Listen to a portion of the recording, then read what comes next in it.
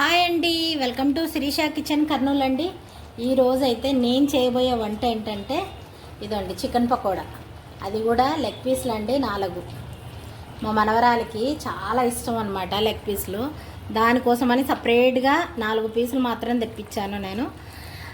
మేమైతే మటన్ తెచ్చుకున్నాము ఈరోజు. దానికేమో చికెన్ లెగ్ పీసులు తెప్పించినాను. ఇది మంచిగా చికెన్ పకోడా మాదిరి వేసేసి దానికి ఇద్దామని పెట్టిన అనమాట. దీనిలోకి చూడండి మంచిగా అల్లం పేస్టు అన్నీ వేసి, 1 స్పూన్ అల్లం పేస్టు, 1 స్పూను కారం అండి, అట్లాగే ఉప్పు. ఇదండి ఉప్పు తగినంత, ఎందుకు కొంచెమే కదండి, అందుకనే నేనేమి కొలతలు చెప్పట్లేదు. ఇదండి కొంచెం కలర్ దానికి కావాలండి, ఎర్రగా లేకపోతే కానీ అస్సలు తిందది.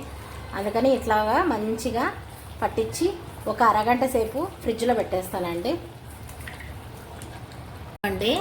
నేనైతే మంచిగా కలిపి కారం ఉప్పు అన్ని మసాలా పట్టించి పెట్టినాను. ఇప్పుడు ఫ్రిడ్జ్లో పెట్టేద్దాం.